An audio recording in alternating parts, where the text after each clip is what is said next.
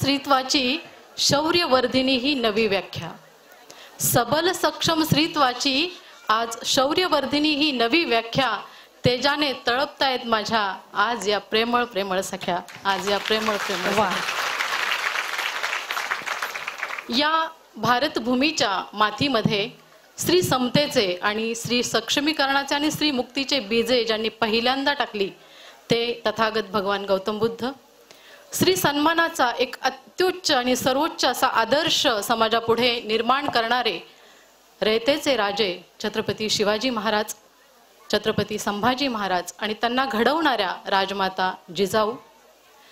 अनेक वर्ष शतकानुशतके अंधकारात खितपत पडलेल्या तुम्हाला मला आणि आपल्या या स्त्री जीवनाला ज्ञानाच्या प्रकाशाकडे आणणारे क्रांतीसूर्य महात्मा फुले आणि क्रांतीज्योती सावित्रीबाई फुले.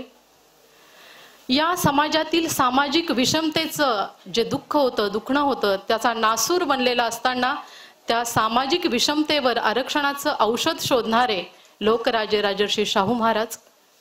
आणि तुम्हाला मला आणि समस्त देशवासियांना, नागरिकांना आणि प्रामुख्याने स्त्रियांना समतेचे, स्वातंत्र्याचे आणि कायद्याचे अधिकार देऊन सबल करणारे राज्यघटनेचे शिल्पकार डॉक्टर बाबासाहेब आंबेडकर या सर्वांच्या चरणी मी सर्वप्रथम नतमस्तक होते. जिजाऊंचा बाणा, साऊचा ज्ञान साधनेचा कणा, अहिल्याईचे कर्तृत्व आणि रमाईचे सहनशक्तिशाली असं एक जे व्यक्तित्व होतं, या सर्वांना माझा सलाम. आणि आज इथे इतक्या संख्येने हे खुललेले सगळे चेहरे आणि या सगळ्या शौर्यवर्धिनींना माझा एक क्रांतिकारी सलाम. आणि मी आज इथे तुमच्या पुढे माझ्या मांडणीसाठी उभी राहिलेले आहे. खरं तर परिचय करून देताना बरंच मॅडमने सांगितलं, असं काहीच नाहीये, फक्त मी इकडे आहे, तुम्ही तिकडे आहात. म्हणजे तुमच्यातलीच मी आहे आणि तुमच्यातूनच मी इथपर्यंत आलेली आहे. आणि सर्व पहिल्यांदा तर आधी विषयाला सुरुवात करण्याच्या आधी मी या शिवम प्रतिष्ठानचे आणि आदरणीय काकाजींचे मनोपूर्वक आभार मानते की काही ध्यानीमणी नसताना सुद्धा त्यांनी मला इतक्या या चांगल्या विचारमंचाची संधी उपलब्ध करून दिलेली आहे आणि तुमच्यासोबत बोलण्याची संधी दिलेली आहे. त्याबद्दल मी मनपूर्वक आभार मानते. मॅडमने माझा विषय सांगितलेलाच आहे की फिंद्री स्त्री सक्षमीकरणाची प्रेरणा आणि भूमिका. ही भूमिका आणि प्रेरणा हे सगळं मी मांडणारच आहे. पण मला मॅडम इकडे येताना किंवा मी सुवर्ण मॅडमशी म्हणा किंवा आता आपल्या सुवार्ता मॅडमशी म्हणा जी बोलले आणि जी चर्चा केली, तर खरंच म्हणजे नतमस्तक व्हावं इतकं हे सामाजिक काम मोठं आहे. आणि ज्यावेळी मी वाचलं की शिवम आध्यात्मिक आणि सांस्कृतिक केंद्र, पण ज्यावेळी मी बाहेर तिकडे ती सक्सेस झालेली मुलांची यादी बघितली आणि मॅडमने जे सांगितलं की इथे काय काय काम चालतं, तर मला वाटलं की खरंच हे आध्यात्मिक सांस्कृतिक केंद्र तर आहेच, पण हे सामाजिक आणि शैक्षणिक जे केंद्र आहे ते मोठ्या प्रमाणात आहे. आणि या शिवम प्रतिष्ठानला मी त्यांच्या कार्याबद्दल नतमस्तक होऊन त्यांना पुढील कार्यासाठी आधी सगळ्या शुभेच्छा देते. मला दुसरं एक खूप छान वाटलं की आपल्या याच्या कार्यक्रमाच्या याच्यातच हे होतं की हक्काचं माहेरपण, 2 दिवसांचं हक्काचं माहेरपण उपभोगण्यासाठी या ज्या माझ्या सगळ्या सख्या इथे आलेल्या आहेत. आणि मला थोड्या वेळासाठी वाटलं की अरे मी इथं असण्यापेक्षा तिथं असते तर मलाही त्या हक्काचं माहेरपण 2 दिवस मनसोक्त उपभोगायला मिळालं असतं.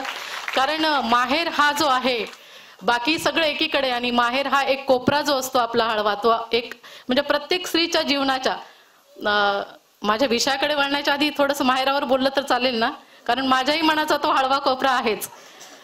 म्हणजे बाकी आपल्याला काही दिलं, सोनं नको, चांदी नको, काही नको, फक्त आपल्याला काय पाहिजे, माहेर पाहिजे. आणि हे माहेर आज इथं उपलब्ध करून दिले, त्यामुळे त्यांचे आभार मानावे तितके कमीच आहे. माहेर म्हटलं की आपल्याला आई आठवते, आई असते तिथे. माहेराची म्हणजे बायका, बरेच लोक म्हणतात की बायका बोलतात आणि बोलतात, तर मग त्या काय काय बोलतात, तर बऱ्याचदा त्यांच्या बोलण्यामध्ये जो विषय असतो तो माहेरचा असतो. आई असते त्या माहेरच्या आठवणीमध्ये, बाप असतो, भाऊ, बहीण, मैत्रिणी आणि तिथला एक तो पूर्ण परिसर असा जो त्या याच्यामध्ये असतो. आणि त्यामुळे मला वाटलं की आज तुम्ही सगळ्या जे माहेर पण उपभोगताय आणि मी माझ्या मनाने माहेर पण आठवते, तुम्ही आज इथे उपभोगताय, मी ते आठवते. म्हणजे मला त्या निमित्ताने काही ओवी मला सांगावीशी वाटते. माहेर म्हटलं की आई, आणि आई म्हटलं की पूर्वी बायका जात्यावर दळायच्या, आजीला माहिती असेल, होय की नाही आजी? जात्यावरती दळताना त्या आईच्या ओव्या गायच्या. 1-2 ओवी सांगितले तर चालेल? आई आई करते आई साखर फुटाना. माझे शब्द ऐका, पण आपल्या डोक्यात आपल्या आईची प्रतिमा नक्की यायला हवी. आई आई करते आई साखर फुटाना, आईचे शब्द गोड मला उठूशी वाटाना. म्हणजे काही असेल, आई बोलायला लागली तर आपल्याला उठावंसं वाटत नाही, इतकं ते सगळं माहेर पण असताना. आज मला वाटतं तुम्ही इथं आल्यानंतर तुम्ही हे सगळं अनुभवलं असेल किंवा तुम्हाला ते हे झालं असेल. बरं, आपण आपल्या विषयाकडे वळत असताना मला वाटतं डायरेक्ट काहीतरी असं, मी आहे लेक्चरर आणि आम्हाला ते 45 मिनिट बोलायची सवय असते. बेल वाजल्याशिवाय आम्ही थांबतच नाही. तुम्हाला बोर झालं तर तुम्ही टाळ्या वाजवू शकता, बेल नाहीये तुमच्याकडे, तुम्ही टाळ्या वाजवल्या तरी सुद्धा चालतील. तर मी विषयाकडे येताना स्त्री सक्षमीकरण याबद्दल मी नंतर बोलणार आहे, पण आधी गोष्ट सांगू एक. काहींनी ऐकली असेल तरी पण पुन्हा सांगते, ज्यांनी ऐकलेली नसेल त्यांच्यासाठी सांगते. एक छोटंसं खेडं असतं, त्या खेडेगावामध्ये शेताची एक रानवस्ती असते आणि त्या छोट्याशा रानवस्तीमध्ये एक छोटीशी झोपडी आणि तिथे नुकतंच लग्न होऊन गेलेली एक 15-16 वर्षाची मुलगी. आणि जो तिला नवरा करून दिलेला असता, बऱ्याच लोकांचं म्हणणं असतं की मुलगा बिघडलेला असेल तर त्याचं लग्न करून द्या म्हणजे तो सुधरेल. पण ही भ्रम आहे, हा काय असं होत नाही. तो त्याचंही आयुष्य बिघडवतो आणि त्या मुलीचंही बिघडवतो. तर अशी ही छोटीशी मुलगी त्याला बायको करून दिलेली होती आणि बिचारीच्या नशिबात जो आला तो होता तो दारुडा नवरा. प्रचंड दारू प्यायचं, न बायकोला मारायचं वगैरे अशा सगळ्या गोष्टी. तर अशी ही जी मुलगी होती. आणि जसं आपण आज अमेझॉनवरती ऑर्डर वगैरे देतो की नाही, काहीतरी ऑर्डर देतो, नाही आवडली तर लगेच आपण झटक्यात बटन दाबून क्लिक करून रिटर्न करतो. बायको गरोदर राहिल्यानंतर यांनी सांगितलं की मला पहिला मुलगाच पाहिजे. क्लिक, ऑर्डर दिलेली आहे, आता अमेझॉनवरनं डायरेक्ट मुलगाच पाहिजे, बाकी काही नाहीये. आणि बरं, असंही काही नाही की खूप सगळी संपत्ती आहे आणि आपण गेल्यानंतर या संपत्तीचं काय, त्याला वारस कुणीतरी पाहिजे, असं अजिबात नाहीये. घरात 18 विश्व दारिद्र्य आहे, पण तरीही वंशाला दिवा पाहिजे. आता ती बाल आईच, जसं बालविवाह म्हणतो की नाही, ती बाल आईच 15-16 वर्षाची मुलगी. आता बघा कितवीला असते, एक लयतले 7वी 8वी 9वीची काहीतरी असेल. ती म्हटली ते काय आपल्या हातात असतं का, तसं म्हणणं आणि नवऱ्याने दबादब मारायला सुरुवात करणं हेच. आईला जेव्हा ती सांगायची तिच्या आईला की आई मला नवरा मारतो, तर आईने काय सांगावं, काही नाही बाई, 1-2 लेकरं झाले की नवरा सुधारतो. नवऱ्याने मारलं आणि पावसाने झोडपलं तर कुणाला सांगायचं नाही, सहन कर.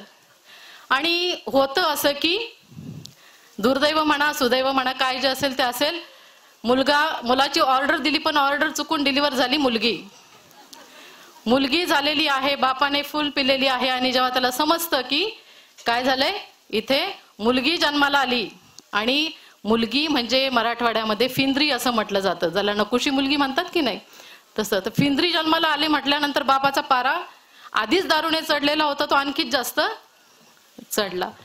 आईला वाटलं ठीक आहे, चला मुलीचा चेहरा पाहिल्यावरती तरी किमान बापाचं काळीच जरा हे होईल, काहीतरी त्याला प्रेम वाटेल. बाप आत येतोय, ते बाळ छोटस घेऊन ती आई बसलेली आहे.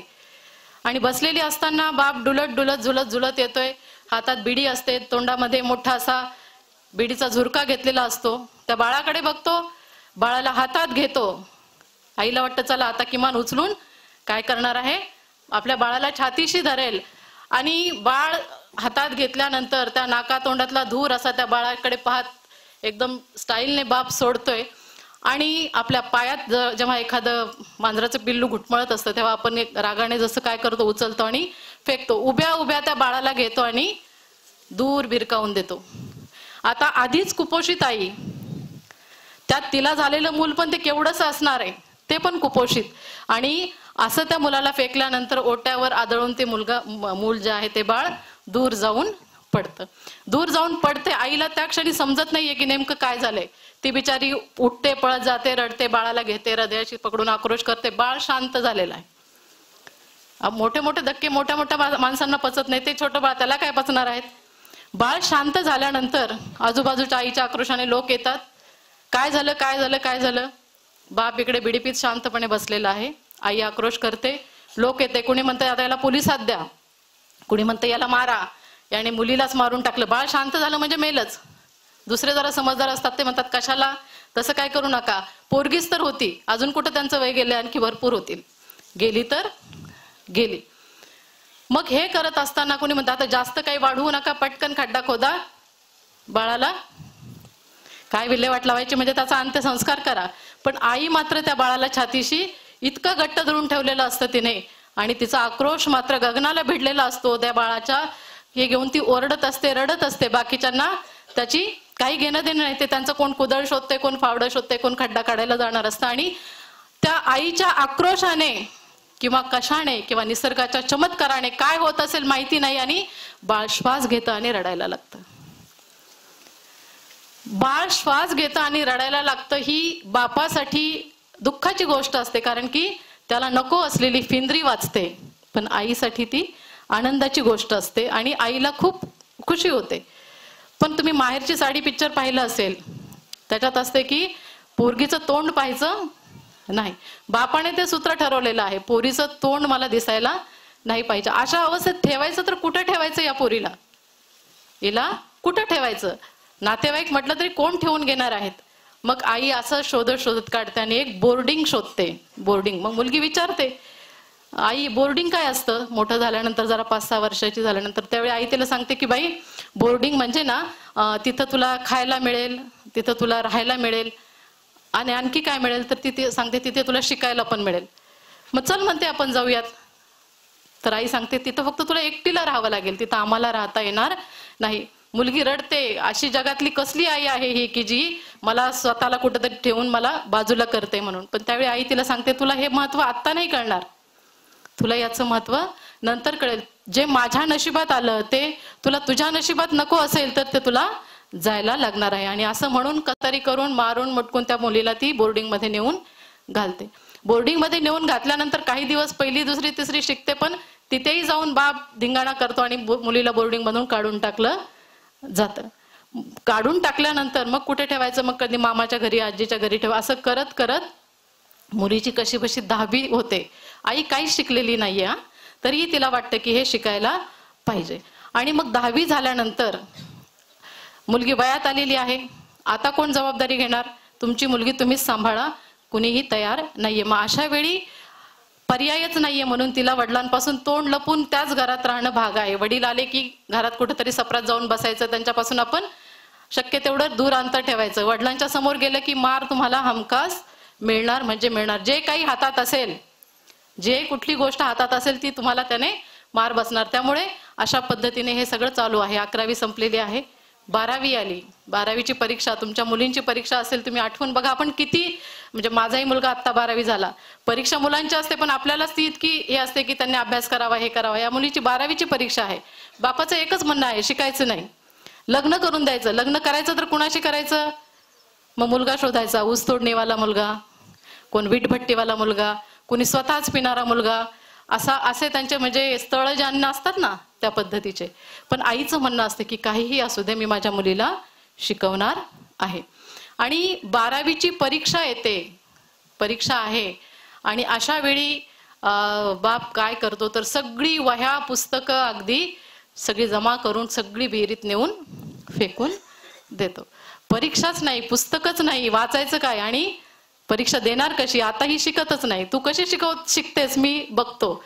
आणि आई सांगते असू दे, जे असेल ते असेल. मग मुलीला वाटते की पुस्तकच विहिरीत फेकले, आता मी जगून काय उपयोग आहे, मला तरी काय करायचंय जगून, मी सुद्धा नकोच, हे आयुष्यच नको. आणि मुलगी विहिरीत जीव द्यायला जाते. पण लोक वाचवतात, म्हणजे काय सुदैव दुर्दैव जे असेल ते, आणि त्यात ती वाचते. परीक्षा होते, निकाल लागतो. वडिलांनी घराच्या बाहेर काढून दिलेलं असतं भांडणं करून. आणि निकाल लागल्यानंतर सगळं कॉलेज निकाल घेऊन जातं, तरी पोरगी निकाल घ्यायला नाहीये. कारण काय, इथे नाहीच आहे, ती कुठेतरी आता मामाच्या गावाला आहे. आणि ज्यावेळी ती येते कॉलेजमध्ये तेव्हा तिला समजतं की तिचा 1ला नंबर आलेला आहे कॉलेजमध्ये. कॉलेजचे अशीच ती रिकाम्या हाताने येते. आणि कॉलेजमध्ये मग सर लोक म्हणतात, अरे पहिलं येणारी मुलगी निकाल घ्यायला शेवटी कशी येते, पेढे कुठे, काहीच नाहीये, याच्याकडे उत्तर नाहीये.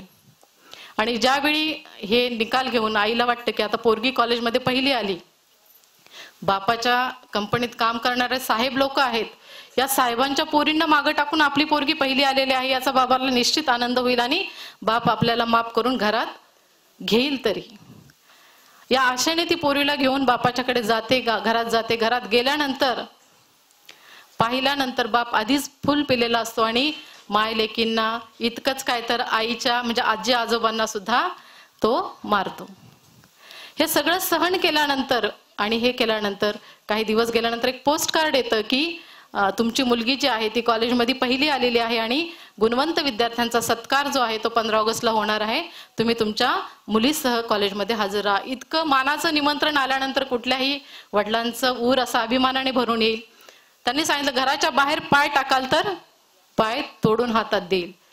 बरं ठीक आहे, तुम्ही येत नसाल तर किमान आईला तरी येऊ द्या, असं जेव्हा ती मुलगी म्हणते त्यावेळी बापाला ते मान्य नसतं.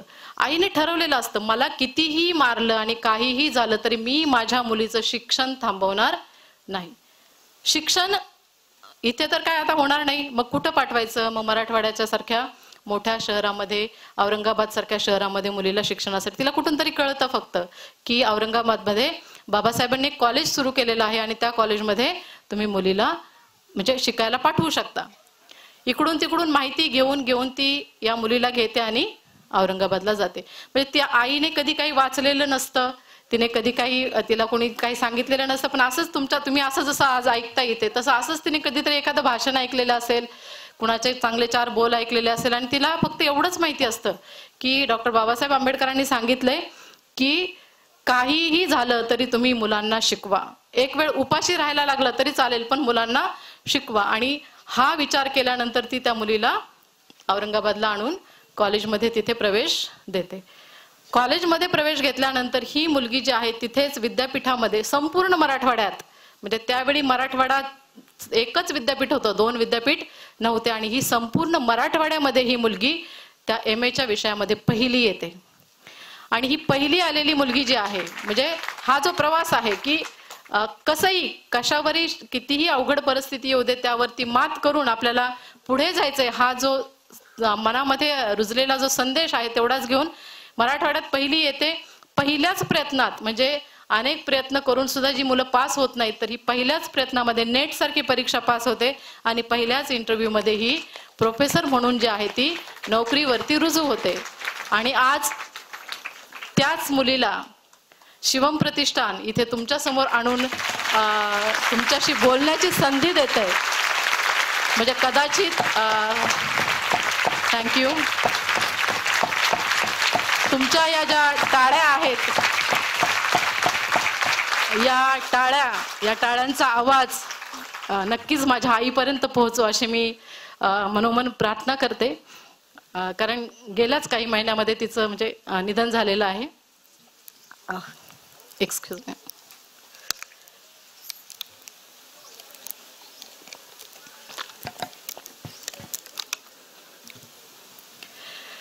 म्हणजे माझ्या या यशाचं, मला ही गोष्ट तुम्हाला सांगण्याचं तात्पर्य एवढं आहे किंवा मला वाटतं की आदरणीय काकाजींनी किंवा देशमुख साहेबांनी मला इथं बोलवण्याचं कारण, जेव्हा मला सुवर्णा मॅडमचा फोन आला की मॅडम तुम्हाला यायचंय, तर मी विचारलं मॅडम माझं नाव कोणी सुचवलं तुम्हाला? तर त्यांनी सांगितलं की आमच्या मॅडम ज्या आहेत प्रतिभाताई, त्यांनी तुमचा एक व्हिडिओ पाहिला होता मॅडम आणि त्यांनी त्यावेळी ठरवलं की तुम्हाला इथे बोलवायचं आहे. म्हणजे इथे बोलवून तुम्हाला फक्त भाषणातून इथे यायचं आणि स्त्री सक्षमीकरणाचं भाषण देणं खूप सोपं आहे.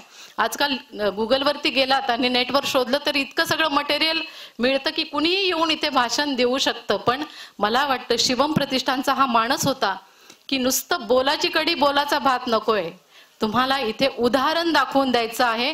आणि त्यामुळे हे फिंद्रीचं जिवंत उदाहरण जे आहे ते तुमच्यापर्यंत त्यांनी इथे आणलेलं आहे आणि मी त्याबद्दल त्यांचे खरंच आभार मानते. मग आता पुढचा प्रश्न येतो की बाबा मी फिंद्री कादंबरी का लिहिली? आता हे मी तुम्हाला जे काही सांगितलं हे काय अभिमानाने सांगण्याची गोष्ट आहे का? मला मार बसला होता, मला फेकून दिलं होतं वगैरे वगैरे नाही ना, सांगण्याची गोष्ट नाहीये. पण तरीही मी ते हिमतीने सांगितलं. का सांगितलं? कारण मला वाटतंय की जे मी जगले, जे माझ्या नशिबात आलं ते कुणाच्याही नशिबात येऊ नये. म्हणजे जेव्हा मला हे पुस्तक 20 वर्ष झाली, त्याआधी मी ठरवलं की बाबा आपण लिहायला पाहिजे काहीतरी. आणि जेव्हा मी लिहायला घेतलं तेव्हा वाटलं खरंच आपण लिहावं का, किंवा असं अशा पद्धतीचं कुठलं पुस्तक लिहिलं गेलेलं आहे का ते आपण बघावं. आणि मी खूप शोध घेतला, बरंच लायब्ररी धुंडाळल्या की अशा विषयावर एखादं पुस्तक आहे का, माझ्यासारखं मला रिलेट होणारं असं काही आहे का, तर काहीच नव्हतं.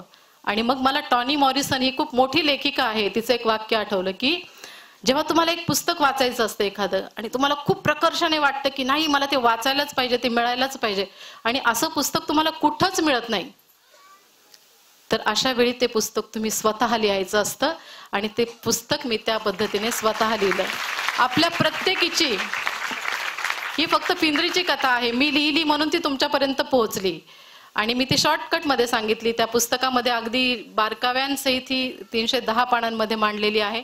मनोविकास प्रकाशनने ती प्रकाशित पण केलेली आहे. तुम्हाला वाचायचं तर तुम्ही ती पूर्ण वाचू शकता. मी फक्त इथे सारांश तुम्हाला सांगितलेला आहे. माझीच नव्हे तर प्रत्येकीची एक कथा असते, प्रत्येकीची एक कथा असते. बाई म्हटलं की तिच्या मागे काही ना काहीतरी कथा असतेच. अशी कुठलीच बाई नाही की जिला एकदम स्वर्ग सुखात ती आहे, असं कुठलंच नाही. म्हणजे एकतर असं म्हटलं जातं गमतीने की सासू चांगली असली की सून चांगली भेटत नाही, सून चांगली असली की सासू चांगली भेटत नाही, नणंद चांगली असली की भाऊजाई चांगली भेटत नाही, भाऊजाई चांगली असली की नणंद चांगली भेटत नाही, आणि सगळं चांगलं असलं तर नवरा चांगला भेटत नाही, तो तर कुणालाच भेटत नाही असं म्हणतात. अर्थात इथे माझे मिस्टर बसलेले आहेत, तरी पण तुम्ही सगळे आहात म्हणून मी हिमतीने सांगितलं, नाहीतर मला घरी जायचंय परत. तर प्रत्येकीची काही ना काही कथा आहे. काहींची कागदावरती उतरते, काहींची ती उतरत नाही. मला इथं बोलवण्यामागे जो या संस्थेचा उद्देश आहे, इथे बसलेल्या या शिबिरात हे झालेल्या समाविष्ट झालेल्या ज्या तरुणी आहेत, आता मला बाहेर 1-2 मुली भेटल्या होत्या, दिसल्या मला त्या, आणि त्यांच्या ब्लेझरवरती NCC लिहिलेलं आहे. मी त्यांना विचारलं सुद्धा कुठल्या कॉलेजच्या वगैरे आहे, कारण NCC बद्दल मला आदर वाटण्याचं किंवा एवढं आत्मीयता वाटण्याचं कारण हे की मी स्वतः 16 वर्ष NCC ऑफिसर होते. आणि त्यावेळी गंमत म्हणजे गावच्या याच्यामध्ये, म्हणजे जेव्हा मी शिकायला इकडे औरंगाबादला होते तेव्हा माझ्या बरोबरीच्या म्हणजे 10वी 12वी झालेल्या सगळ्या मुलींची लग्न झाली, मुलं झाली. आता त्यात काही नवीन असं नाहीच आहे. मग बायका माझ्या आईला म्हणायच्या, तू काय तुझ्या पोरीला शिकून ग्वालेरीला पाठवणार आहेस का, कलेक्टर करणार आहेस, कशाला एवढं शिकवतेस, तिच्या बरोबरीच्या पोरींना बघ किती पोरं झाली, 1 2. आता हे काही मोठं कर्तृत्व नाहीये पोरं होणं. म्हणजे माझी आई म्हणायची नाही ती काहीतरी करेलच, पोरं व्हायला काय लागतं, पण अभ्यास करायला डोकं लागतं. आणि हे बायकांचं जे म्हणणं होतं, तिला हिनवायच्या त्या. मला आज या आजी समोर बसल्या, मला सारखं माझ्या आईची आठवण येते. ती अशीच नऊवार वगैरे नेसायची. त्या बायका जे तिला हिनवायच्या, त्या हिनवण्याकडे तर तिने कधीच लक्ष दिलं नाही. आणि मी खरंच ग्वालेरलाच ट्रेनिंगसाठी गेले, आणि ग्वालेरला ट्रेनिंग करून, मिलिटरी ट्रेनिंग करून, त्यावेळी मी म्हणजे पूर्ण भारतामध्ये जितक्या तिथे मुली आलेल्या तुमच्यासारख्याच असतात, त्यामध्ये माझा 10वा नंबर होता, महाराष्ट्रातनं मी होते. आणि मी खरंच होऊन दाखवलं. यात माझं मोठेपण नाहीये, तर माझ्या आईने माझ्यावर विश्वास ठेवला. ज्यावेळी आईला डिवचलं जातं, अहो बघा तुमची पोरगी इतकी मोठी झाली, आता इतकं लग्नाचं वय झालं, हे झालं, अशा वेळी आईने ठाम राहावं. हे कदाचित तुम्हाला शिवम या संस्थेला इथं तुम्हाला सांगायचं असेल की एक आई जर ठाम राहिली, भलेही जग तुमच्यावर विश्वास ठेवो की न ठेवो, जगाने विश्वास नाही ठेवला तरी चालेल, पण आपण आपल्या पोरीवरती विश्वास ठेवलाच पाहिजे. आणि पुन्हा तुम्ही म्हणाल, मॅडम तुम्ही आईला सांगितलं विश्वास ठेवायला, मी कॉलेजला जाते म्हणून जाईल आणि मी इकडे तिकडे फिरेल आणि माझी आई माझ्यावरती विश्वास ठेवेल, असं नाही. जेवढा विश्वास आईने तुमच्यावरती ठेवलेला आहे, तेवढाच विश्वास तुम्ही काय करायला पाहिजे, स्वतःवरती ठेवला पाहिजे. की काहीही झालं, कितीही घसरती जमीन आली तरीही माझा पाय घसरणार नाही. जेव्हा मला आई सांगायची नाही, लोक म्हणतात अगं की लग्न, मी सांगायचे आई मी ज्या दिवशी नापास होईल ना शिक्षणामध्ये, त्या दिवशी तू माझं कुणाशीही लग्न करून दे, त्या दिवशी तू माझं लग्न कर. आणि मी कधीच नापास झाले नाही, आणि मी माझ्या पायावरती उभी राहिले. याचं श्रेय सगळं माझ्या त्या आईला जाते. या निमित्ताने इथे जे सांगायचंय, महिला सक्षमीकरण आपण जे म्हणतो, म्हणजे आता मी या उदाहरणातनं, मी माझं उदाहरण तुमच्या पुढेच मी हे शेवटी पण सांगू शकले असते की ते सगळं जे झालं ते मीच होते, पण कदाचित त्याचा तुम्हाला उलगडा झाला नसता, म्हणून मी हे सगळं आधी सांगते. महिला सक्षमीकरण आपण ज्यावेळी म्हणतो, त्यावेळी स्त्री शिकलेली आहे की नाही, अनेक उच्च शिक्षित महिला ज्या आहेत त्या सुद्धा कदाचित काही कमी विचार करणाऱ्या असतील, पण अनेक अशिक्षित महिला सुद्धा ज्या आहेत त्या खूप चांगला विचार करू शकतात. म्हणजे शिक्षण आहे म्हणजेच विचाराचं काही असेल असं नाहीये. तर ज्यावेळी तुम्ही असं म्हणताय की सक्षमीकरण किंवा सबलीकरण, तर हे सबलीकरण किंवा सक्षमीकरण आपण जेव्हा म्हणतो ते पहिल्यांदा आपल्याला हे लक्षात आलं पाहिजे की आपण स्त्री म्हणून, या देशाचं एक दुर्दैव आहे मॅडम, आपण स्त्री म्हणून कधीच एकत्र येत नाही. तुम्हाला कधी असा अनुभव आलाय का कुठं की फक्त चला सगळ्या स्त्रिया म्हणून आपण एकत्र येत नाही, आणि एकत्र आलो तरी पुढे 4 पावलं टाकले की आपल्याला सांगितलं जातं तू या जातीची स्त्री आहेस, तू त्या जातीची स्त्री आहेस, तू हे आहेस, तू ते आहेस. म्हणजे हे भेद जे आहेत, जगातल्या स्त्रिया म्हणून एकत्र येतात, पण भारतात हे अवघड आहे. आणि शिवम प्रतिष्ठानच्या माध्यमातून ही गोष्ट जर होत असेल तर ती खरंच खूप अभिनंदनाची गोष्ट आहे की स्त्रियांना एकत्र आणणं. गमतीचा भाग असा म्हटला जातो की म्हणजे आपण पण आता फेसबुक व्हॉट्सअपवर बघतो इतके सगळे जोक्स येतात, हे होतं की वाचून वाचून आता आपण पण आपल्यावरती जोक्स ऍक्सेप्ट करायला लागलेलो आहोत. म्हणजे बायका, पहिल्यांदा तर यांना काय कळतं, बायकांना काय कळतं, अशी एक तरी माझ्यासहित सगळ्या अशा दाखवा की जिने एकदाही हे वाक्य ऐकलं नाही. हात वर करा तुमचा, आपण जाहीर सत्कार करूयात की हे तुला काय कळतं, गप्प बस. एक तर नवरा तरी म्हणतो, झालंच तर मुलं तरी म्हणतात, आता तर छोटी छोटी मुलं पण म्हणतात तुला काय कळतं. म्हणजे म्हणजे एक जोकचं माध्यम जे बनत चाललेलं आहे. इव्हन असंही म्हटलं जातं की गमतीच्या ह्याच्यात की बायका अशा एका रूम मध्ये इतक्या बायका बसल्या आणि त्या शांत बसल्या.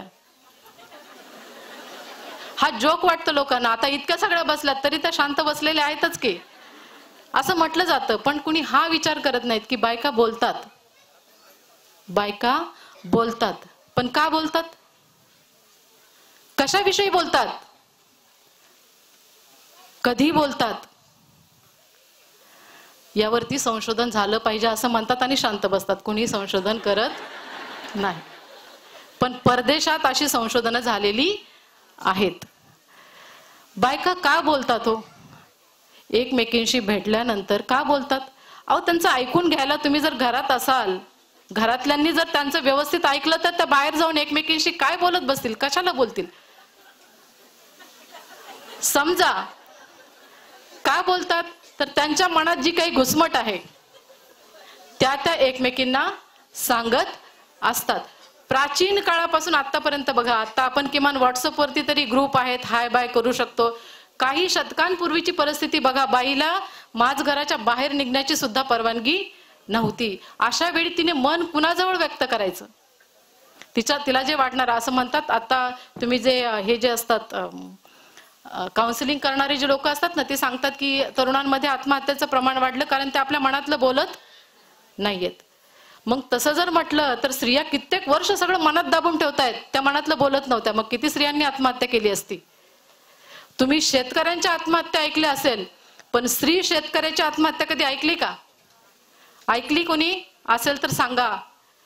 कुणीही ऐकली नाही, कारण स्त्री ही मुळातच खंबीर आहे.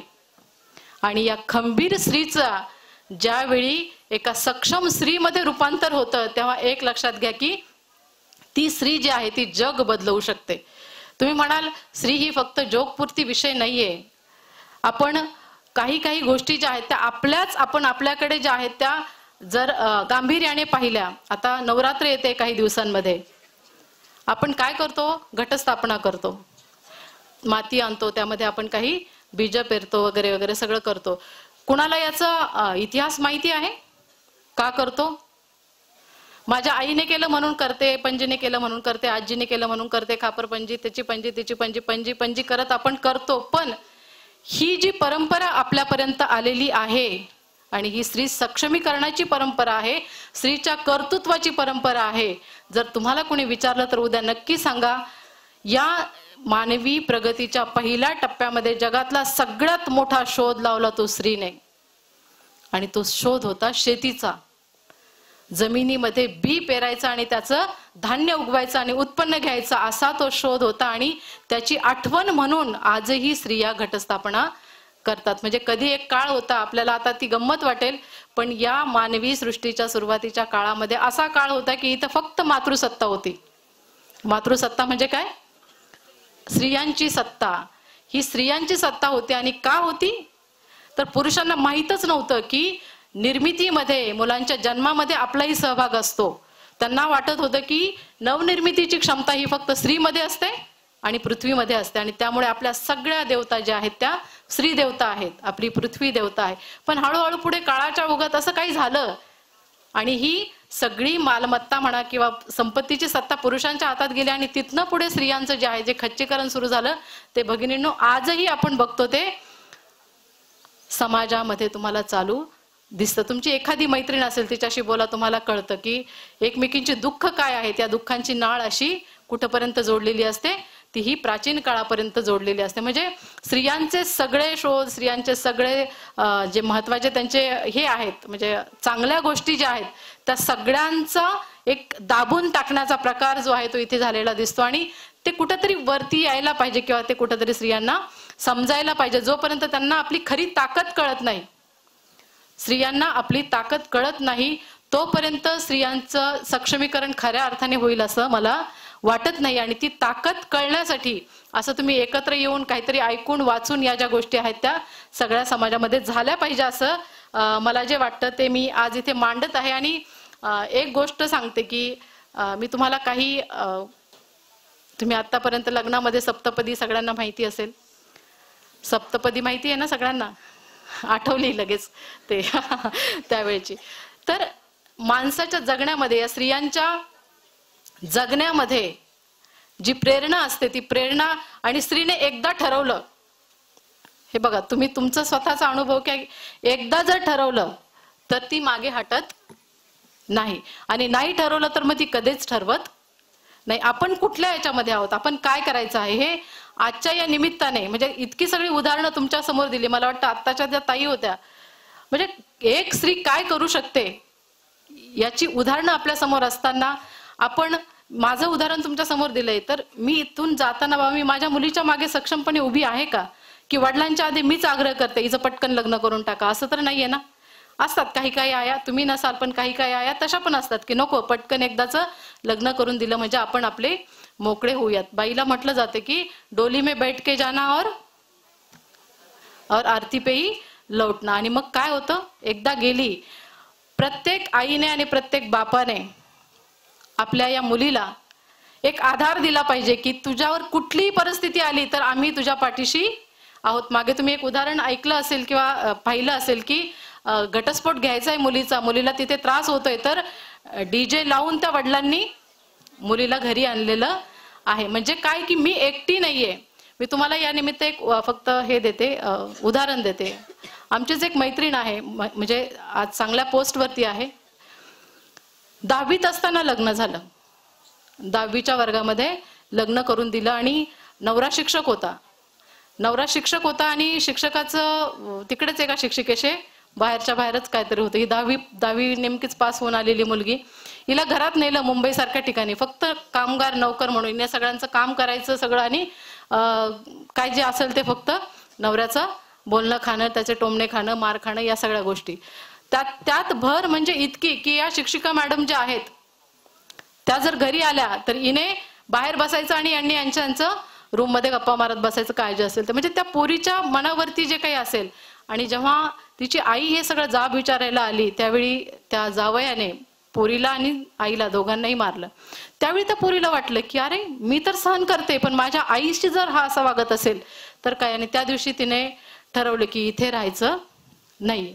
आई निघून गेली, पोरगी घरात कोंडलेली आहे. अक्षरशः कंपाऊंड वरनं उडी मारून बिना चप्पलची ही मुलगी रेल्वे स्टेशनला गेली. रेल्वे कुठं जाते काय जाते काही माहिती नाही, जिकडे जाईल तिकडे त्या रेल्वेत ती बसलेली आहे. आणि मग कुणीतरी एका सुहृद माणसाने मदत केल्यानंतर तिला तिच्या माहेरी पोहोचलेली आहे. माहेरी पोहोचल्यानंतर काय करायचंय तर अशा वेळी आमच्यासारख्या मैत्रिणींच्या सोबत तिने ऍडमिशन घेतलं 11वीला आमच्या क्लासमध्ये. म्हणजे 11वीला आली, 11वी नंतर 12वी झाली. आणि 12वी नंतर आम्हीच म्हटलं तिला की पुढे शिकणार असशील तर तू आमच्यासोबत बोर्डिंगला चल, हॉस्टेलला राहायला. आणि ती तिथे आलेली आहे. आणि आज मी सन्मानाने सांगते की ती एक चांगल्या कॉलेजवरती प्राध्यापिका आहे. म्हणजे तीही माझी मैत्रीण. तर मला सांगायचं काय की अन्याय करणाऱ्यापेक्षा अन्याय सहन करणारा हा दोषी असतो हे जेव्हा आपल्याला कळेल तेव्हा ही स्त्री सक्षमीकरणाची खूप मोठी अचिव्हमेंट आपण केलेली आहे असं मला वाटेल. एक तर मला जे तुम्हाला महत्वाचे मुद्दे सांगायचे ते बोलण्याच्या नादात सुटून जाऊ नयेत म्हणून. आता मी मगाशीच जे सांगत होते की मी फिंद्री लिहिली, ती का लिहिली तर माझं वाचून माझ्या या जीवन प्रवासातनं प्रेरणा घेऊन एखाद्याही मुलीला वाटलं की नाही आपण शिकावं. ज्यावेळी मी ही कादंबरी लिहिली आणि खूप बऱ्यापैकी गाजली, तिला यशस्विनी पुरस्कार मिळाल्यानंतर तो छोटा व्हिडिओ जो आहे 3च मिनिटं बोलले होते तो व्हायरल झाला आणि खूप मुलींनी ज्यावेळी वाचल्यानंतर मला असाच एकदा एक फोन आला आणि फोन आल्यानंतर ती मुलगी अक्षरशः रडत होती फोनवरती जेव्हा तिला समजलं म्हणजे माझा कादंबरीत नंबर नाहीये. तिने खूप याच्याने नंबर मिळवला आणि ज्यावेळी ती म्हटली की ताई तुम्ही सुनीताताई बोलताय का, तर मी हो म्हणून सांगितलं. आणि त्यावेळी तिने सांगितलं की ताई परिस्थिती इतकी वाईट आहे की असं वाटतं की जगू नये आणि मी आत्महत्येचा पण प्रयत्न केलेला आहे, पण ताई तुमची कादंबरी वाचली आणि मी ठरवले की मी कधीही मरण्याचा विचार करणार नाही, मी कधीही आत्महत्येचा विचार करणार नाही, मी लढणार. आणि मला वाटतं मग हे लिहिण्याचं जे सार्थक होणं म्हणतात ना, एक लेखक म्हणून तुम्हाला यापेक्षा वेगळं असं काही पाहिजे असं मला वाटत नाहीये. म्हणजे मी असं जे लिहिते ना, मी कथा कादंबऱ्या वगैरे लिहिते. आत्ताच माझी नेमकीच एक नेटपर्णी नावाची कादंबरी आलेली आहे. नेटपर्णी हे तुम्ही नाव ऐकलं असेल. घटपर्णी ही वनस्पती आहे, माहिती आहे तुम्हाला. आणि ही घटपर्णी वनस्पती काय करते, ती मांसभक्षी वनस्पती आहे, म्हणजे ती मांसाहारी वनस्पती आहे. ती खूप छान असा आकार घेते आणि खूप सुंदर असं फुलासारखं. आणि ज्यावेळी एखादं पाखरू किंवा एखादा कीटक तिच्याकडे अट्रॅक्ट होऊन त्या याच्यावरती बसला की ती झटकन आत त्याला गिळंकृत करून घेते. आज नेट जे आहे, ह्या नेटने हे स्वरूप केलेलं आहे आणि आपण सगळे असे त्या इंटरनेटच्या याच्यामध्ये मोहजाळात अडकलेलो आहोत. आणि एका सामान्य कुटुंबातल्या व्यक्तीचं, एका बाईचं त्या नेटच्या याच्याने काय तिचं आयुष्य उद्ध्वस्त होतं हे मी त्या सगळ्या कादंबरीतून मांडलेलं आहे. आणि मग मी लिहित असताना बरेच मला म्हणतात की मॅडम तुम्ही असं स्त्रियांचेच विषय घेऊन लिहिता, तुम्ही स्त्री केंद्रित लिहिता. आता कवी वगैरे जे असतात ना, तर त्यांना म्हटलं हो का स्त्री केंद्रित, पण मला आवडतं स्त्री केंद्रित लिहायला. नाही, माणसाने असं चौफेर लिहायला पाहिजे. म्हटलं चौफेर म्हणजे कसं, तर म्हटलं निसर्गावर लिहायला पाहिजे, तुम्ही सामाजिक समस्यांवरती लिहायला पाहिजे, वेगवेगळ्या प्रेमावरती लिहायला पाहिजे. म्हटलं ठीक आहे ना, मग तुम्ही कसं लिहिताय, तर मी असं चौफेर लिहितोय. म्हटलं ठीक आहे सर, तुम्ही निसर्ग लिहिताय, मग निसर्गात काय काय लिहिताय, तर शेतीची कविता लिहितो, मातीची कविता लिहितो, कामाची कविता लिहितो. म्हटलं मग बाया काम करत नाहीत, बाया शेती करत नाहीत, स्त्रिया शेती करतात की. म्हटलं शेतीचा शोध स्त्रीने लावलाय आणि तुम्ही काय सांगतायत की तुम्ही स्त्री केंद्रित लिहिताय. बरं राहिलं स्त्रीचं ते राहिलं, सामाजिक प्रश्न, स्त्रियांचे प्रश्न नाहीत सामाजिक प्रश्न. मग मी स्त्रियांच्या प्रश्नांवरती लिहिलं तर काय, त्यांच्या वतीने मी बोलते असं समजा. ते नाही मी प्रेम कविता लिहितो. म्हटलं ठीक आहे प्रेम कविता लिहिताय, मग तो एकटाच माणूस प्रेम करतो का, लिहा तुम्ही तुमच्या लिहा प्रेम, म्हणजे पण तो एकटाच नसतो, त्याला लागते ना कोणीतरी एक तिच्यावरती प्रेम करायला. म्हणजे हे जे लिहायला, आता मी सुद्धा कविता लिहिल्या त्यावेळी सुरुवातीला कॉलेजमध्ये असताना मी पण कविता लिहायचे. कॉलेजचं जीवन, आता कॉलेजच्या मुली असतील, एक तर वेगळीच धुंदी असते. लहानपणापासून लिहायचे, त्यावेळी लिहायचे भुकेच्या कविता, भाकरीच्या कविता. कॉलेजमध्ये आल्यावरती जरा प्रेमाच्या कविता लिहायला लागले.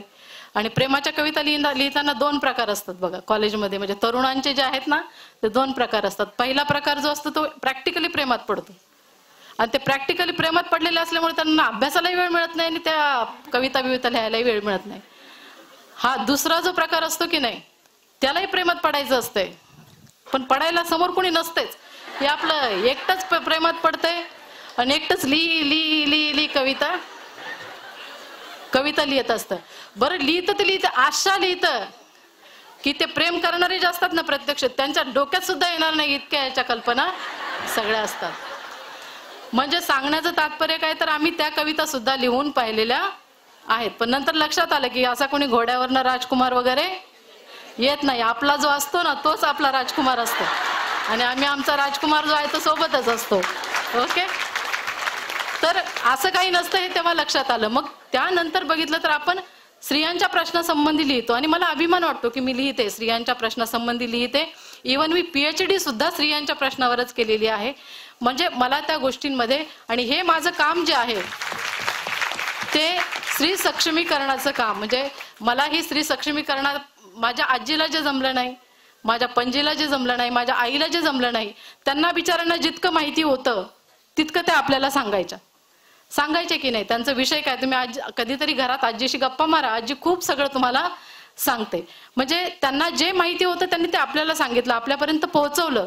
आता आपलं काम आहे ते आपण हे पुढच्या पिढीपर्यंत पोहोचवणं. आणि फिंद्री लिहिण्यामागे माझी भूमिका जी आहे ती भूमिका हीच होती की जे मला माझ्या आजीकडनं पणजीकडनं मिळालेलं आहे, आईकडनं मिळालेलं आहे, ते मी पास ऑन करणार आहे, ते मी माझ्या मुलीपर्यंत पोहोचवणार आहे. कधीतरी एक फक्त आपला स्वतःच्याकडे बघा. म्हणजे आपण बघतो तर आपण एक जी सृजनाची साखळी आहे, तुमच्याकडे साखळी असेल, प्रत्येकाला माहिती आहे. साखळी म्हटलं की एका कडीत दुसरी कडी, दुसरी कडीत तिसरी कडी, अशा या कड्यावरती कड्या अशा एकत्र गुंफलेल्या असतात.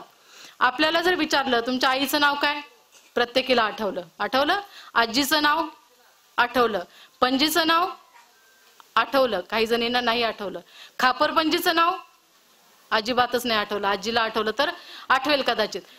अशा करत करत करत करत करत आपण एकीतून दुसरी, दुसरीतून तिसरी, अशी आपण ही सृजनाची अखंड साखळी मानव जातीच्या निर्मितीपासून आतापर्यंत आणलेली आहे. आणि ही आपली काय आहे, खरी ताकद आहे. ही आपली खरी. मॅडम किती मिनिट बोलायला पाहिजे आहे ना? कस थांबवायचं असलं तर मी म्हटलं टाळ्या वाजवा, बेल नाहीये इकडे, तर मॅडम आता थांबवा असं म्हणून टाळ्या वाजवा. मी तुम्हाला जे काही सांगितलं, तुम्ही आता या संमेलनातून घरी जाल. घरी गेल्यानंतर तुम्ही हे विसरलात तरी चालेल की सुनीता बोर्डे नावाची कुणीतरी एक लेखिका आपल्यापर्यंत आली होती, विसरलं हरकत नाही. फिंद्री कादंबरी होती तिची, हेही विसरलं तरी हरकत नाही. पण मी आता इथनं पुढे तुम्हाला जे काही आ सांगणार आहे, काय आ सांगणार आहे, आ असतं ना, त्यातलं आ सांगणार आहेत. आणि हे 8 आ आहेत. किती? 8 आ आहेत. तर तेवढे 8 आ मात्र तुम्ही इथून घेऊन जायचं आहे. त्यातला पहिला आ तुम्हाला मला सगळ्या जगाला माहिती आहे आणि तो आहे आईचा आ. तुम्ही म्हणाल तुम्ही नवीन काय सांगायलाय, मग आम्हाला तर माहिती आहे, लहान शाळेत असताना आम्ही हेच शिकलो.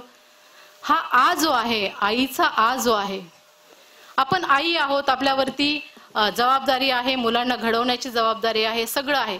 या आईपणाचा सन्मान करणं ही आपली जबाबदारी आहे. मी सुरुवातीलाच एक वाक्य वापरलं की जी आपली शक्ती आहे, स्त्रीची जी शक्ती आहे, ती शक्तीच आपल्या विरुद्ध वापरली गेलेली आहे आणि आपल्याला गुलाम बनवण्यात, आपल्याला दुय्यम बनवण्यामध्ये त्या शक्तीचाच वापर केलेला आहे. उदाहरणार्थ, एखादी स्त्री जेव्हा आई होण्यासाठी पात्र ठरते तेव्हा तिची काही क्रायटेरिया असतात आणि त्यातला पहिला क्रायटेरिया आहे तो म्हणजे तिने वयात येणं. स्त्रीचं वयात येणं हे स्त्रीची सगळ्यात मोठी शक्ती आहे. पण आपल्याला इथे काय सांगितलं जातं, वयात आलेली स्त्री म्हणजे मुलगी जी आहे ती ते 4 दिवस ती अपवित्र असणार आहे. जोपर्यंत तुम्ही स्वतःला पवित्र मानत नाही, म्हणजे आता आपल्याला अपवित्र पणा नकोच आहे, त्याला म्हणजे खेड्याच्या भाषेमध्ये त्याला विटाळ असं म्हणतात. मग विटाळच नको आहे तर आपल्या मुलीला विटाळ नसलेला चालेल काय? आपल्याला नाही चालणार. आपल्या सुनेला विटाळ नसलेला चालेल का? नाही चालणार. कारण की ही सृजनाची साखळी पुढे नेण्याची जबाबदारी या निसर्गाने दिलेली आहे आणि निसर्ग जे देतो ते कधीच वाईट नसतं. माणूस एकमेकांना एखादी गिफ्ट देईल ती वाईट असेल, पण निसर्ग जेव्हा एखादी गोष्ट देतो तेव्हा ती वाईट नसेल. हा आईपणाचा सन्मान आपण करायला पाहिजे. दुसरी गोष्ट म्हणजे दुसरा जो आ आहे तो आहे आत्मपरीक्षणाचा. आत्मपरीक्षणाचा, आत्मसंवादाचा आ. मला तुम्हाला एक विचारायचंय की तुम्ही कधी स्वतःशी खूप छान बोललात एवढ्या काही दिवसांमध्ये? आठवून बघा. मीच माझ्याशी खूप छान बोलले. स्वतःशी बोलणं.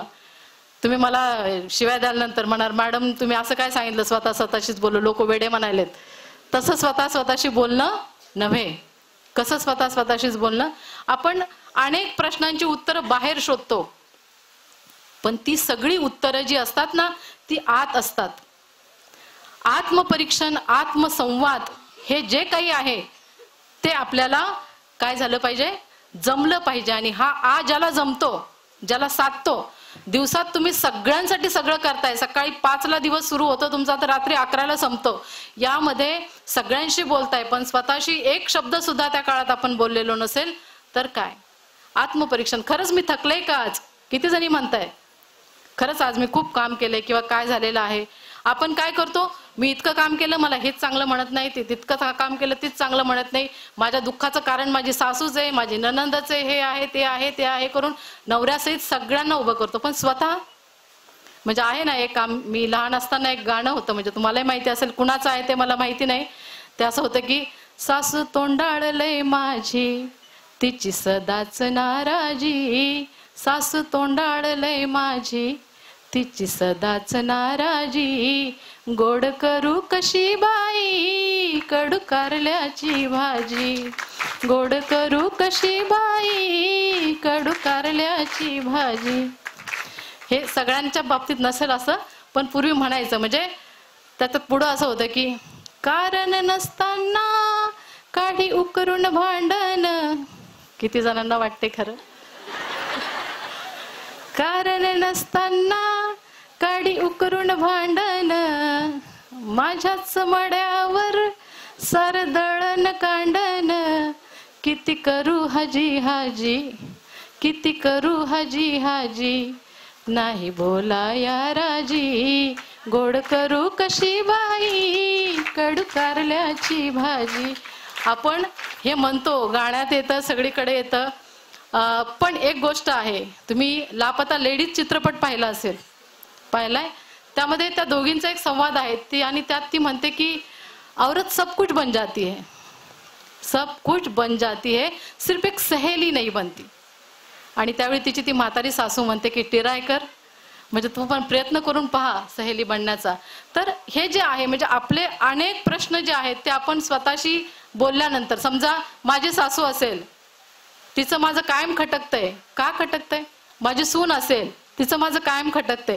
आत्मपरीक्षण, आत्मसंवाद जोपर्यंत करत नाही, आणि आपली इतकी एनर्जी आहे, 100% एनर्जी आहे बहिणींनो. किती? 100% एनर्जी आहे. तुम्ही स्वतःच्या मनात स्वतःची टक्केवारी ठरवा.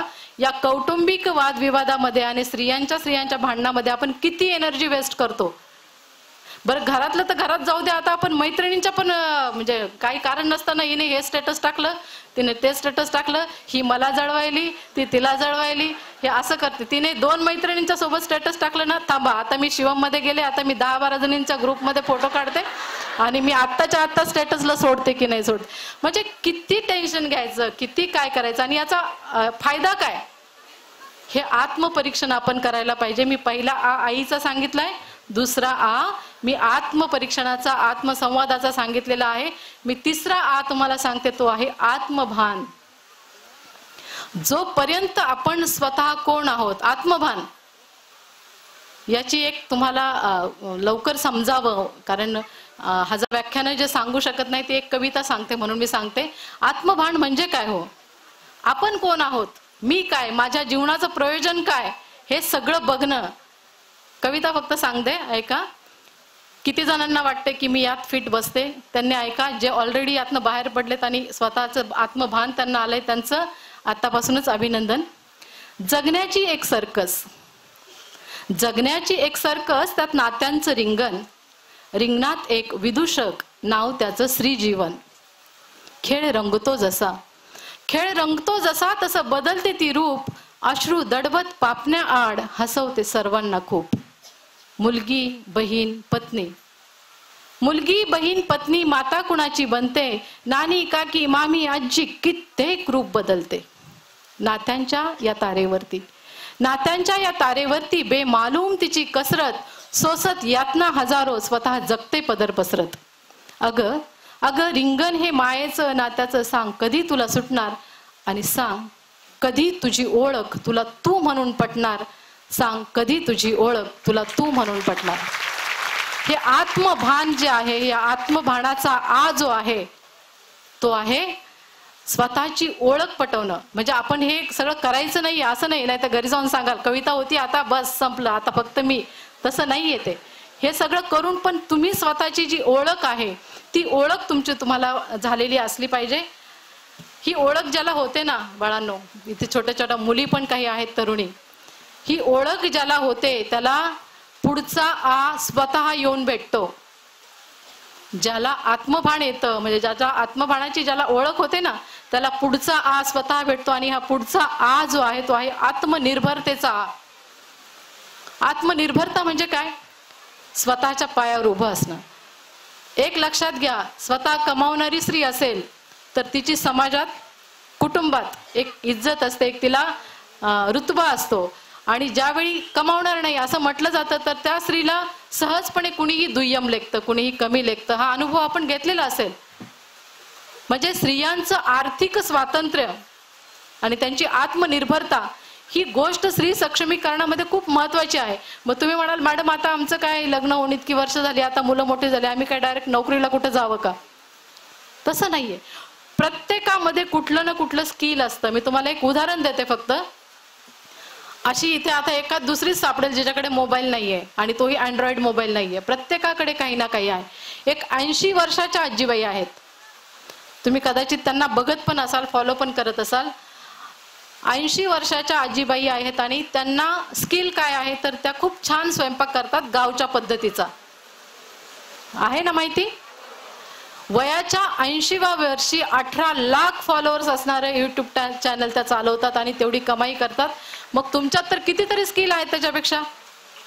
तुम्ही काही ना काही करू शकता. म्हणजे मला एक म्हणायचंय की नवरा लखपती जरी असला आणि करोडपती जरी असला तरी सुद्धा पार्लरला जरी जायचं असलं तरी त्याच्याकडेच 1000-2000 रुपये मागावे लागतात. स्वतःचे साठवायचे जरी म्हटले तर त्याच्याकडूनच घेऊन, किंवा बघा हसले काही जणी ते त्याच्याकडूनच घेऊन साठवावे लागतात. स्वतःच्या हक्काचे 5 रुपये जरी असले तरी ते करोडो रुपयांच्या पेक्षा काय आहेत, मोठे आहेत. आणि त्यामुळे स्त्री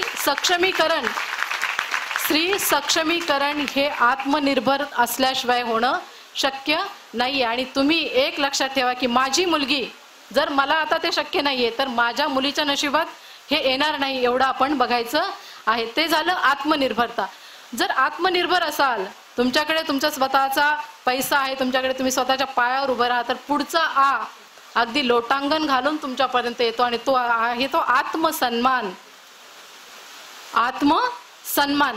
जोपर्यंत तुम्ही स्वतःला सन्मान देत नाही तोपर्यंत दुसरं कुणीही तुम्हाला सन्मान देणार नाही. ज्यावेळी नवरा म्हणतोय तू गबस तुला काय कळतं, त्याच वेळी तुम्ही पहिल्यांदाच जर त्याला सांगितलं की नाही मला हे कळतंय, त्यावेळी नवऱ्याला वाटेल की नाही बाबा ही बोलू शकते. पण तो म्हटलं तुम्ही काय तुला काय कळतंय तर आपण लगेच हा मला खरंच त्यातलं काय कळत नाही हो. मग असं म्हटल्यानंतर काय आहे, तुमचा सन्मान. ज्या घरामध्ये नवरा बायकोला किंमत देतो, ज्या घरात नवरा बायकोला किंमत देतो त्याच घरात मुलं बायकोला किंमत देतात. त्याच घरात मुलं किंमत, रिस्पेक्ट या अर्थाने रिस्पेक्ट देतात. आपला रिस्पेक्ट हा आपल्या हातात आहे. त्यामुळे आत्मसन्मान हा आ सुद्धा तुम्ही विसरायचा नाहीये. आत्मनिष्ठा. कुणी काहीही म्हणो मी बरोबर आहे, ही निष्ठा माझी माझ्यावरती जोपर्यंत येत नाही तोपर्यंत स्त्रियांचं सबलीकरण हा पुढचा मुद्दा आहे. आणि पुढचा जो आहे तो आता शेवटचा, जो 8वा, किती जणींनी मोजले मला माहिती नाही, पण 8वा मुद्दा आहे तो आहे सगळ्यात दुर्लक्षित. आ फॉर आरोग्यभान. कशाचं? आरोग्यभान. आपल्याला सगळं आहे, घरात पैसा आहे, सगळं आहे, पण तरी अंगावर दुखणं काढण्याचं एक दुखणं आहे. किती जणी असं असतात की जरा काही झालं की लगेच उठून दवाखान्यात. आपण सगळ्यांचं करतो, पण स्त्री सक्षम कधी होईल? आरोग्यभान. घरात रात्रीचं शिळं पाक उरलेलं असेल तर ते काय करायचं? टाकून द्यायचं नाही. कुणी खायचं? ते कुणी खायचं? ते कुणी आपल्याला खा नाही म्हटलं तरी ते आपण घेतो आणि खातं. कशाला मातेर करायचं?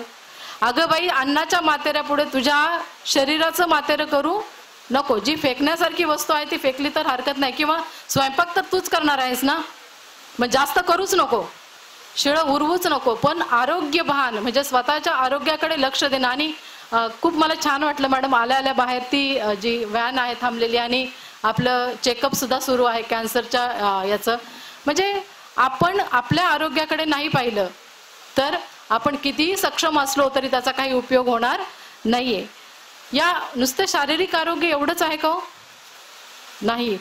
हल्ली सगळ्यात मोठा प्रश्न आहे तो स्त्रियांच्या मानसिक आरोग्याचा. मी भागाशी जसं म्हटलं की पूर्वी फक्त स्त्रिया घराच्या बाहेर पडायच्या नाहीत, त्यामुळे काय होतं की घरातल्यांचंच टेन्शन होतं. आता एकतर सासू सासरे नवरा मुलं यांचं टेन्शन आहे, शेजारच्या मैत्रिणीचं टेन्शन आहे, त्याचबरोबर त्या मालिकांमध्ये हिचं काय झालं तिचं टेन्शन, तिचं काय झालं तिचं टेन्शन, कितीतरी मालिकांमधल्या कितीतरी हिरोईनचं टेन्शन आपल्याला आहे की नाही? बरं नाही पाहिली मालिका तर त्याचं सुद्धा एक वेगळंच टेन्शन येतं. मग करायचं तर काय करायचं? एखादा आपण ठामपणे ठरवलं की आता मॅडमने हे इतके इतके सांगितलेले आहे आणि आता मी सगळं जपणार आहे आणि मी आरोग्य भान ठेवणार आहे आणि मी आता कुणाचंच टेन्शन घेणार नाही, मी आता मालिका पाहणार नाही. लगेच दुसरीला विचारते काय झालं ग ते काल रात्री त्या एपिसोडमध्ये? मग का घ्यायचं हे टेन्शन? एक लक्षात घ्या, अनेक सगळे जे रोग आहेत, आजार आहेत, जे स्त्री सक्षमीकरणामध्ये खूप मोठी बाधा निर्माण करतात, ते मानसिकतेतून येते. आपण सगळ्यात जास्त भांडण कुठलं मोठं असतं? कधी अनुभव घेतलाय भांडणाचा? घेतलाय. सगळ्यात जास्त वाईट भांडण जे असतं ना ते कोणतं असतं? मनातल्या मनात भांडण. मनातल्या मनात भांडण. दिसूच दे समोर तिला मी असं करते तसं करते, ती मला तसं म्हटली, काम चालू आहे इकडे आणि डोक्यात भांडण चालू आहे. याच्याने तुमची जी एनर्जी जाते ना, ती नुसती एनर्जी जात नाही तर अनेक आजाराला, बीपी, शुगर बिगर हे सगळं जे आहे की नाही, याच्यातून काय होतं ते निर्माण होतात. आणि आपण सक्षमीकरणाच्या गोष्टी करत असताना आपण जर आपल्या आरोग्याकडेच लक्ष दिलं नाही तर काय होणार आहे? हे बघा, एखादी गोष्ट आहे, एखादी व्यक्ती, आता आपण थोडासा एक प्रयोग करूयात 2च मिनिटात. मॅडम मी संपवते 10 मिनिटात. एक फक्त प्रयोग करूयात आपण. थोड्या वेळासाठी तुमच्या डोळ्यासमोर, डोळे मिटले तरी चालेल, नाही मिटले तरी चालेल, तुमची सगळ्यात आवडती व्यक्ती आणा. सगळ्यात आवडती कुणीही असेल, म्हणजे त्या तरुण मुलींनी फक्त आणू नका, बाकीच्यांनी आणा. सगळ्यांनी आपल्या आपल्या डोळ्यासमोर, म्हणजे तुमचा मुलगा असेल, मुलगी असेल, पती असेल, कुणीही असेल, डोळ्यासमोर आणा. डोळ्यासमोर आणल्यानंतर अशा मनामध्ये काय होतात? एक छान आनंदी भावना येतात आणि त्या भावना आपल्या शरीरावरती लगेच दिसतात. म्हणजे आपल्याला आता आवडती व्यक्ती म्हटलं की खूप जणांना हसू आलं, कितीतरी जणींचे चेहरे फुलले, मस्त वाटलं. हे काय आहे? म्हणजे एक विचार ज्यावेळी आपल्या डोक्यात येतो त्यावेळी काय होतं? त्याचं लगेच येतं, हा ही व्यक्तीचं नाव आलं, मग ही व्यक्ती आपली आवडती आहे का नावडती आहे? आवडती आहे. हा मग आवडती आहे की लगेच मेंदू काय सांगतो? बस मस्त छान. आता दुसरा प्रयोग करा. आता नावडती असेल तर दुःखी व्हायचं. तुम्ही न सांगता मेंदू तुमच्या शरीरावरती ते सगळं हे करत असतो. आता डोक्यात विचार येणं आपल्या हातात नाहीये, पण आलेल्या विचारानंतर त्याच्यावरती प्रतिक्रिया न देणं. चला, नावडती व्यक्ती डोक्यात आली ना, येऊ दे, थोड्या वेळाने ती जाणार आहे. कशाला उगी राग करा, द्वेष करा आणि आपलंच आपण नुकसान करून घ्या. हे शिबिर ज्यावेळी तुम्ही अटेंड करून जाणार आहात, इतक्या सगळ्या चांगल्या चांगल्या लोकांच्या प्रेरणादायी कथा तुम्ही ऐकणार आहात. हे ऐकत असताना मी तुम्हाला सांगते की बऱ्याच बायकांना सासरचं टेन्शन असतं, बऱ्याच बायकांना माहेरचं सुद्धा टेन्शन असतं. कुणाचंही टेन्शन घेऊ नका, क्षणाचा भरोसा नाही, आयुष्याचा क्षणाचा सुद्धा भरोसा नाही. आपण आत्ता आहोत की उद्या नसणार आहोत. प्रत्येक क्षण जिओ तो हर पल ऐसा जिओ जैसे की आखरी हो. आपण आतापर्यंत सगळ्यांसाठी जगलेलो असतो, सगळ्यांसाठी केलेलं असतं. आता इथनं पुढे स्वतःसाठी थोडं करा, स्वतःसाठी थोडंसं करायचं आहे. कुठं तुम्हाला आनंद वाटतो? दरवर्षी माहेर पण आहे तुम्हाला, हे तुम्ही इथे आलात तरी सुद्धा चालेल. तुम्हाला वाटते मैत्रिणींसोबत कुठंतरी जायचंय, मैत्रिणीसोबत जा. तुम्हाला वाटते माहेरला जायचंय, तुम्ही माहेरला जा. तुम्हाला वाटतं आईशी बोलावं, आईशी बोला. आणि हे मी मैत्रिणींना जाता जाता अनुभवातनं सांगते स्वतःच्या, की कधीतरी आपण बिझी असतो, आपल्या वृद्ध आईचा आपल्याला फोन येतो.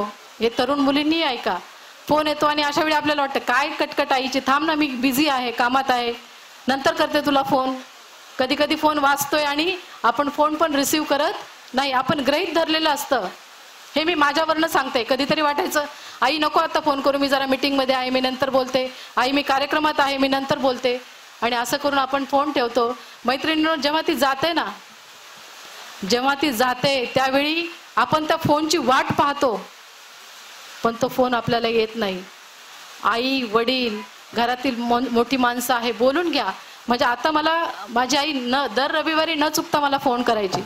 आणि त्यावेळी माझं काहीतरी काम चालू असेल तर मी आईला सांगायचे 2 शब्द बोलून नंतर कर असं कर.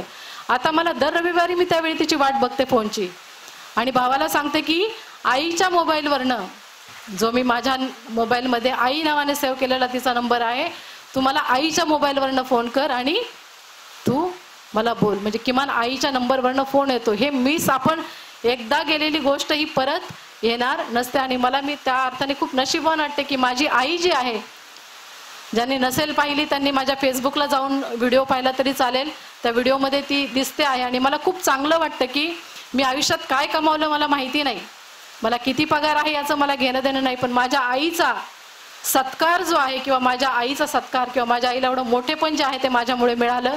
आणि मला वाटतं प्रत्येक मुलीने डोळ्यासमोर हे ध्येय ठेवावं की मी आयुष्यात असं काहीतरी करून दाखवेल की ज्या दिवशी माझ्या आईवडिलांची मान माझ्यासाठी अशी सन्मानाने वरती जाणार आहे. त्यामुळे कधीही आईला किंवा असं दुर्लक्ष करू नका. तिच्याशी 4 शब्द बोला. म्हातारी माणसं जी असतात ना घरात, ती फक्त 4 शब्दांची भुकेली असतात. आणि तुम्ही माहेरपण जे म्हणताय बहिणींनो, आई बापांच्या शिवाय माहेरपण नाही. आई वडील गेले की आई तवर माहेर किंवा आई बाप तवर माहेर. तवर म्हणजे तोपर्यंत मराठवाड्यातली भाषा आहे. आई बाप तवर माहेर, नसता बैस बाहेर. म्हणजे बाहेर जाऊन बसले दारात तरी कोणी तुम्हाला आत घेईल असं सांगता येत नाही. असं म्हणतात ना, बहीण भावंड एका झाडाचं संतर, संतर म्हणजे संत्री. बहीण भावंड एका झाडाचं संतर, आली भाव जाई बाई तिनं पाडील अंतर. ज्यावेळी बहीण भावंडांच्या नात्यात भावजाई येते त्यावेळी अंतर पडतं असं म्हणतात. आपणही कुणाची तरी भावजाई आहोत. त्यामुळे आपल्यामुळे आपल्या यांच्या नात्यामध्ये कधी अंतर पडणार नाही हे जर प्रत्येक स्त्रीने ठरवले. आणि मी म्हटलं ना, लापता लेडीज सारखं कधीतरी बघा तुम्ही, खाष्ट ननंद असेल, खाष्ट सासू असेल, खाष्ट भावजाई असेल, कोणत्याही नात्यात खाष्ट स्त्री असेल, तिच्याशी 2 शब्द प्रेमाने बोलून बघा. तिचा खाष्टपणा हळूहळू करत कमी होईल आणि ती कदाचित तुमची सगळ्यात चांगली मैत्रीण सुद्धा होऊ शकणार आहे. म्हणजे स्त्रीची दुश्मन असते असं जे वारंवार म्हटलं जातं ना, ते खोटं ठरवण्याचे अनेक मोके आपल्याकडे असतात, पण आपण ते करत नाही. आणि सांगण्याचं तात्पर्य हे आहे माझं की आपण ज्यावेळी एक स्त्री म्हणून स्वतःला सिद्ध करणार आहोत त्यावेळी आपण स्त्रीच्या प्रत्येक नात्यामध्ये, म्हणजे माझ्या दृष्टीने आईचं नातं हे तर प्रत्येक स्त्रीसाठी खूप म्हणजे खूप त्याला जगात तोड नाही. आणि जोपर्यंत आई आहे तोपर्यंत ते आई पण तिचं, तुम्ही लहान आहात म्हणजे अगदी तुम्ही 70 वर्षाचे झाले आणि तुमची 90-95 वर्षाची आई, 100 वर्षाची आई असेल तरी तुम्ही 70 वर्षाच्या आहात तरी तुम्ही लहानच असताय. आणि ज्या दिवशी आई जाते त्या दिवशी तुम्ही अचानक एकदम मोठे होताय. ज्या ज्या अजून त्या छायेत आहेत त्यांनी प्रत्येकीने एकदा जाऊन आईला मायेची झप्पी मारा कधीतरी, आणि ती कायमस्वरूपी तुमच्या लक्षात राहील. म्हणजे हे सगळं मी माझ्यावरनं सांगते. आज तुम्ही मला इथे जे बोलवलंय ते फक्त मी फिंदरी लिहिली म्हणून नाही, तर तो जो व्हिडिओ आहे त्या व्हिडिओमध्ये आईचा जो सत्कार झालेला आहे तो खूप लोकांना भावला. आणि कदाचित त्यामुळेच ती सगळी जी मंडळी आहे ती त्यांनी कदाचित मला इथे बोलवलं असणार आहे. मी आज तुम्हाला जे काही सांगितलेलं आहे म्हणजे अजूनही बरं सांगायचं आहे, पण ते आता मी जरा आवर्त घेते, कारण माहेरवर बोलायला लागलं की मग ते थांबत नाही, असा सगळा तो हे आहे. पण मी जाता जाता तुम्हाला एक गोष्ट सांगणार आहे आणि ती थोडीशी जरा अकॅडमिक तुम्हाला वाटेल, पण तुम्ही आणि मी, तुम्हाला जगभरातले जे खूप सगळे याचे देश आहेत, पुढारलेले देश आहेत, त्या देशांकडे जर तुम्ही पाहिलं ना तर त्या देशातल्या स्त्रियांना स्वतःचे अधिकार मिळवण्यासाठी, साधा मतदानाचा अधिकार मिळवण्यासाठी सुद्धा 100 वर्ष झगडावं लागलेला आहे. 100 वर्ष लढा द्यावा लागलेला आहे. आपण सगळ्या जणी खूप भाग्यवान आहोत की वयाची 18 वर्ष पूर्ण झाली की आपल्याला मतदानाचा अधिकार मिळतो. वयाची म्हणजे आपण ज्या दिवशी आपल्याला राज्यघटना लागू झाली त्या दिवसापासून तुम्ही मतदानाचा अधिकार आहे तुम्हाला, आणि तुम्हाला निवडणुकीला उभं राहण्याचा अधिकार आहे. इतकंच नाही तर भारतीय राज्यघटनेने आपल्याला एक माणूसपणाचा अधिकार दिलेला आहे. आणि आपल्याला आपली पुढची पिढी सक्षम करायची असेल आणि आपल्याला आपल्या पुढच्या पिढीविषयी जर एक चांगलं त्यांना जीवन द्यायचं असेल तर या भारतीय राज्यघटनेच्या नुसार आपल्याला मिळालेल्या अधिकाराची जाणीव. पूर्वी लोकांना वाचता यायचं नाही, त्याला निरक्षर म्हणायचे. आज आपल्याला वाचता येते, पण आपल्याला आपले हक्क माहिती नाहीयेत. आणि ह्या हक्कांची जोपर्यंत तुम्हाला जाणीव होत नाही आणि जोपर्यंत तुम्ही संविधान जे आहे ते संविधान आणि त्याने दिलेले हक्क आणि अधिकार आपल्यात मान्य करत नाही, तोपर्यंत महिला सक्षमीकरण हा जो मुद्दा आहे तो मला वाटतं त्याच्यावर नुसती चर्चा होईल, नुसते भाषणं होतील, पण एक स्त्री म्हणून आपल्याला जे अधिकार या घटनेने आणि घटनेचे शिल्पकार डॉक्टर बाबासाहेब आंबेडकरांनी दिलेले आहेत त्याची आपण नेहमी आठवण ठेवणं ही आपली अत्यंत महत्त्वाची गरज आहे असं मला वाटतं. आज या ठिकाणी आपण मला जे बोलावलेलं आहेत आणि मला वाटतं एक तासभर तरी आपण मला ऐकत आहात, तर मी आपल्याकडनं जाता जाता फक्त काही अपेक्षा व्यक्त करते आणि मग मी थांबते. पहिली अपेक्षा जी आहे ती आत्ताच मी जी सांगितली, हात जोडून अपेक्षा करते की मुलगी करिअर करत असेल, तुमची मुलगी करिअर करत असेल तर तिला तुम्ही सपोर्ट करणं, आई म्हणून सपोर्ट करणं. परिस्थिती कितीही वाईट असली आणि आई पाठीशी असली ना तर मुलीला आधार असतो. आणि त्यामुळे इथून जाताना मी सांगितलं तुम्हाला, माझं नाव, माझी कादंबरी, माझं बाकीचं सगळं बोलणं विसरला तरी चालेल, पण तुम्ही ह्या 8 आ जे आहे ते तुमच्या मुलीला सांगा आणि तिला खंबीर बनवा.